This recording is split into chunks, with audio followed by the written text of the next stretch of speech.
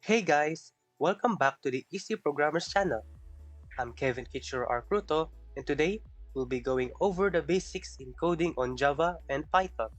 After that, we'll teach you about making a basic calculator in both programming languages. Before we start, this episode will be split in two sections for each programming language. Both sections cover variables, input or output, conditions, loops, and then the basic calculator.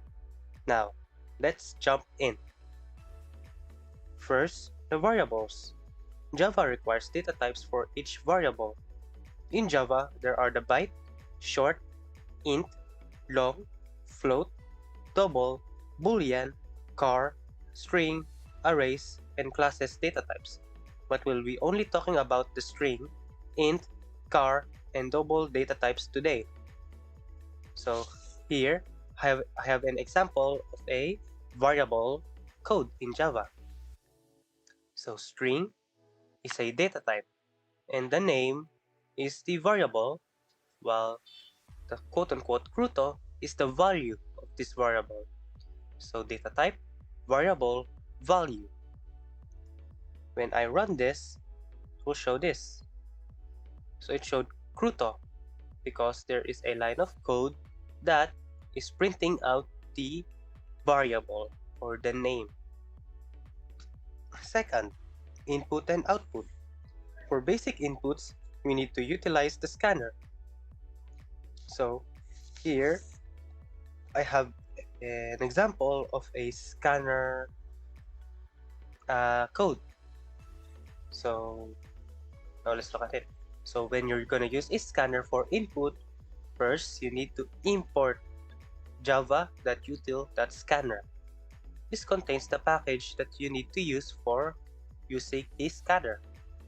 So again, when we call the scanner or when we use the scanner, we call the data type, the name of the scanner, and then here we create the scanner itself. So new scanner system in.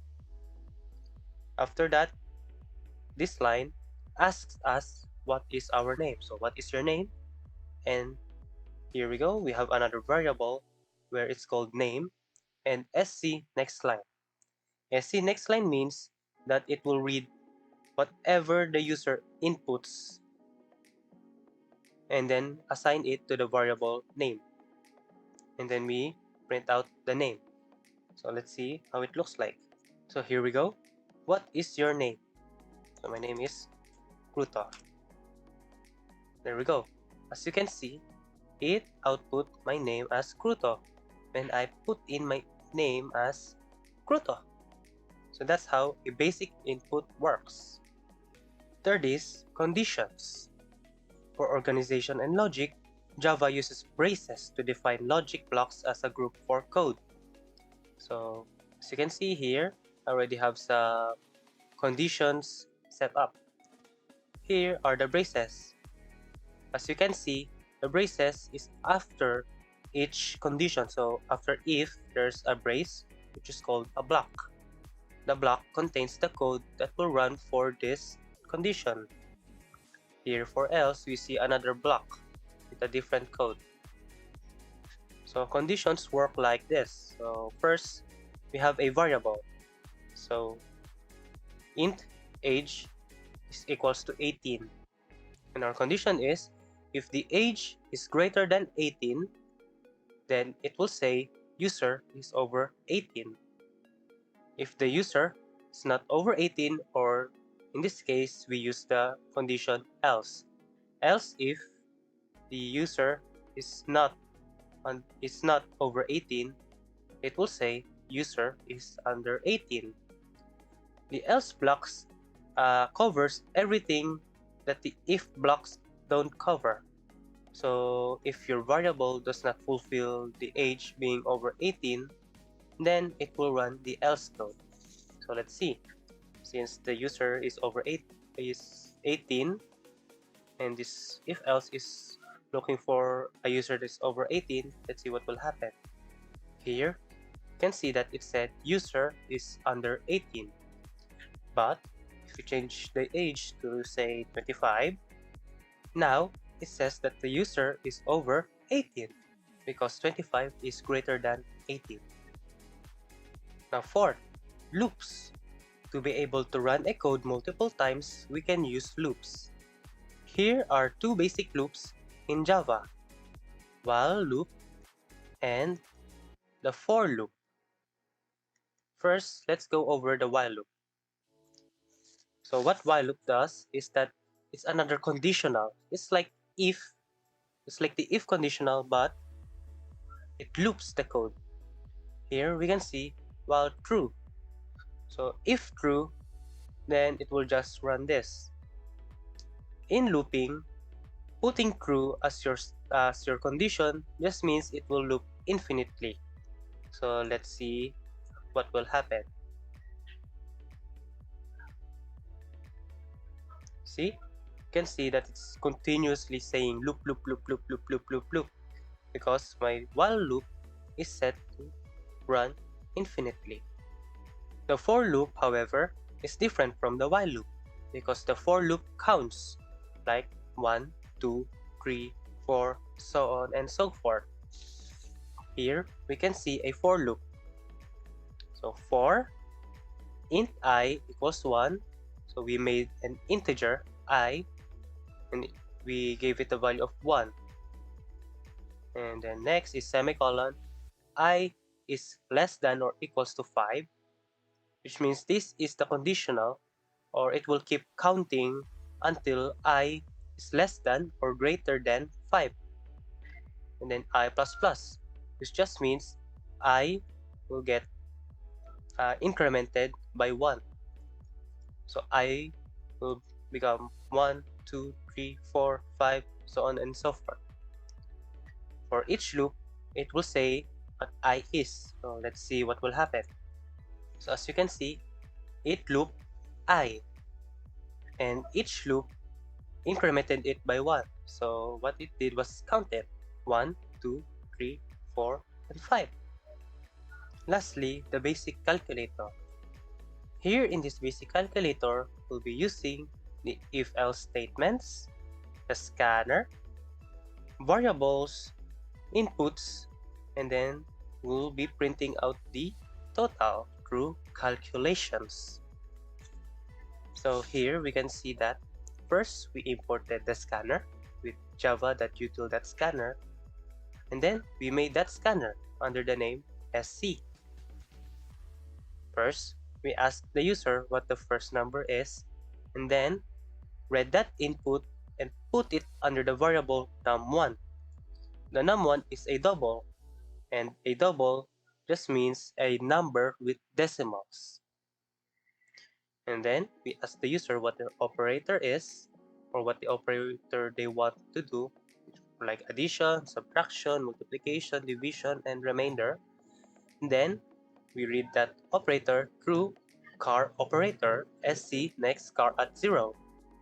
What this all means is that char just means character, or one symbol or letter. And then sc next just reads the input, and char at 0 just means read the character at the first spot. So let's say you have the word char at 0 just means it will read W since it's in the first spot. Next, we'll ask the user for their second number and then read that input and set it under the variable num2.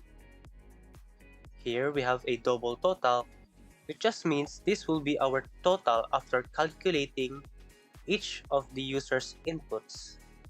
So we set it to 0 for now because we haven't done any calculations yet. Now we have the conditions. All these conditions do is read what the user inputs for the operator and then do the appropriate calculation for it. So if the user chose the operator plus, then it will calculate the total through addition of num1 and num2. Else if the user chose minus for its operator, then it will subtract num1 and num2 and then multiplication, division, and remainder. However, if the user did not input any of those operators, it will run this block, which will just say invalid operator. After all the conditions and calculations, the system will now print out the final calculation and the total. So let's see what will happen if we run this. As you can see, it's asking for the first number. So let's say I want 10. And then I want to add to 30. See, 10 plus 30 is equals to 40. Now let's try a inputting an invalid operator. So I want my number to be 50. And I want my operator to be L. My second number is 28. So it still outputted the total, however, it said invalid operator. So you can see it did not do any calculations. So 0 is the total. Now that we're done with Java, we'll move on to the next programming language. Hey programmers, it's me, Alfred Job Calzada, and I'm here to teach you about Python. Python is known for being clean, simple, and beginner friendly. I'll walk you through the basics. Number 1. Variables. In Python, you don't declare data types. You assign their value immediately. Number 2. Input and output. Python keeps input this simple. Number 3. Conditions. Python uses indentation to define blocks instead of braces. Number 4. Loops. Loops in Python are different from the ones in Java, but they work the same. Here is while loop for example. Now number 5, let's make a calculator.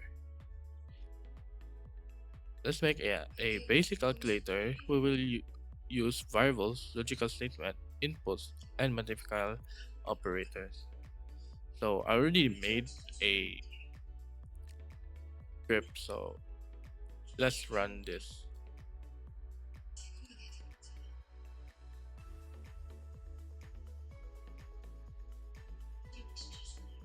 So I'm gonna input the number, let's say 12, and then I'm gonna choose my operator, gonna choose plus, and then my second number is 32, and it will add that number, which is why here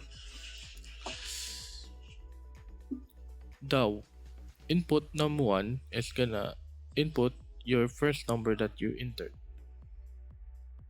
and then the second input is the operator, so you can choose what operator you're gonna use, which is using else if to set this. And then for the num2 is the same for the num1, and then total, because it's gonna plus this and then put the total in here. Okay, so now that's it for the basics of Java and Python pro- programming. Knowing both gives you flexibility and a solid foundation as a programmer. In the next episode, we will have guests to talk with us in our Easy Programmer podcast. So don't forget to subscribe and hit that notification bell so you don't miss our next episode. See you, my programmers.